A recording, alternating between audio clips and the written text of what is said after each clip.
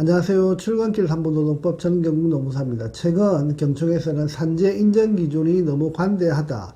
그리고 도덕적 해이가 심각하다. 그리고 산재 카르텔 등 산업재해 분야의 경영자적 관점의 주도권을 잡기 위한 언론 플레이가 아주 적극적으로 대두되고 있는 것으로 확인됩니다. 여기서 한 발 더 나아가 산재 승인율의 증가, 그리고 부정수급의 증가 등을 이유로 업무상 질병제도의 도덕적 해이에 대한 문제 제기를 하면서 경총은 산재보험법과 공단 규정 및 지침 개정 등 13개 건의사항을 제출한 것으로 확인됩니다. 앞으로 산재 업무 분야에 많은 변화가 예상되고 있어 산재보험 정책적인 측면에 대해서도 산재 노동자 여러분들은 관심을 가져야 한다는 그 생각으로 오늘의 주제는 만성과로 인정 기준으로 알고 있는 한 주 평균 근로시간 52시간이 과연 적정한가에 대한 문제에 대해서 원론적인 고민을 해보도록 하겠습니다. 만성과로의 그 개념은 과로사와 같은 과로 및 스트레스로 뇌심혈관계 질환이 발생하여 장기 요양하시거나 사망한 경우 그 원인이 업무적 원인이라는 사실을 증명하기 위해서 근로시간 산출을 통해서 입증하는 그 용어입니다. 그래서 현행 산재보험법 시행령에는 만성과로를 인정받기 위해서는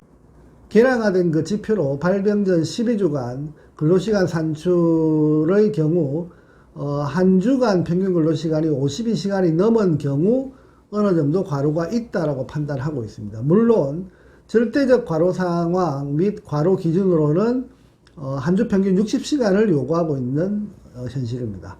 하지만 현재 하루 평균 52시간의 과로 상황이 확인되면 어느 정도 과로에 충족되고 있으니 업무 내용이나 업무적 스트레스 사항을 잘 주장하고 건강상의 문제 등에 대해서 방어 논리를 충분히 잘 구성하면 산재로 인정될 가능성은 상당히 열려 있다고 볼 수 있습니다.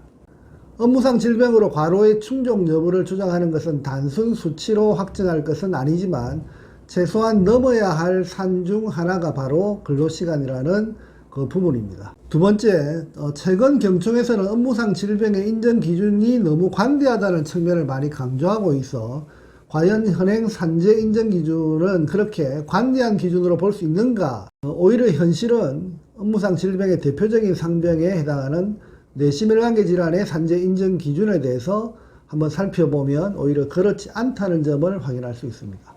당초 노동부에서 과로 인정 기준에 대한 용역 보고서 결과에 의하면 만성적인 과중한 업무는 뇌심혈관계 질환이 발생하기 3개월의 근무 시간이 월간 209시간을 초과하는 경우를 말한다라고 그렇게 정하고 있습니다. 따라서 이를 한 주 평균 근로시간으로 환산하면 한 주 평균 근로시간이 48시간을 초과한 경우 만성과로 인정 기준에 부합하는 것으로 보고서는 제안하고 있었던 것으로 확인됩니다. 동보고서를 기준으로 과로 인정 기준을 주당 52시간, 주당 60시간으로 정했었는데 정작 실제 그 당시 보고서가 제안했던 과로 인정 기준은 월 209시간으로 한 주 평균 근로시간 48시간이었다는 사실을 우리는 확인할 수 있습니다.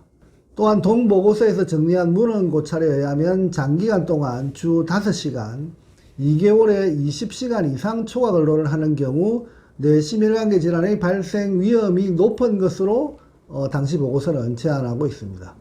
그리고 보고서 내용을 간략히 보면 초과 근무는 주 5시간 이상 근무하는 사람은 5년 내에 사망하는 가능성이 2배 높은 것으로 나타나고 있고 하루 11시간 이상 근무하는 경우 일반 근로자에 비해서 심근경색의 가능성이 2.94배 증가하는 것으로 그렇게 보고되고 있습니다. 이상과 같은 내용은 보고서에서 검토한 문헌고찰과 질병성 재해에 대한 양적 그리고 질적 분석 자료 그리고 근로시간 분포도 등을 분석해서 마련한 기준안으로 당시 용역보고서 연구진들이 주장한 과로 인정 기준의 근로시간은 현행 노동부에서 정하고 있는 것보다 월등히 적은 48시간이었다는 사실을 산재 노동자분들은 알고 있어야 할 것입니다. 그러면 왜 52시간이라고 하는 그 기준이 생겼는지를 간략히 살펴보면 이 부분은 해당 보고서에서도 확인되다시피 과로 인정 기준에 대한 정책적 결정이었다라고 보는 것이 정답입니다. 원론적인 문헌 자료 및 각종 분석 자료 그리고 보고서 자료 등을 검토하면 이론적으로는 한 주 평균 근로시간이 48시간이 넘어서면 뇌심혈관계 질환의 위험성은 급격히 증가하는 것으로 판단해서 과로 인정 기준으로 48시간을 제한하고 있다는 것은 명확히 확인됩니다. 하지만 산재 성인율에 대한 시간대별 통계 자료에 대한 분석과 뇌심혈관계 질환 과로 인정 기준 제한에 대한 설문조사, 그리고 뇌심혈관계 질환 과로 인정 기준 제한에 대한 토론회 등을 통해서 나온 그 결론을 바탕으로 60시간에 대한 기준과 52시간에 대한 기준 등이 결정된 것으로 확인됩니다. 현재 근로복지공단에서 인정하는 만성과로 인정 기준에 대한 시간은 위 보고서에서 언급하는 것처럼 절대적인 기준은 아닌 것으로 강조하고 있습니다. 중요한 것은 업무 내용과 업무 강도 등 당시 적용한 구체적인 과로 및 스트레스 상황이라는 점을 보고서도 재차 강조하고 있습니다.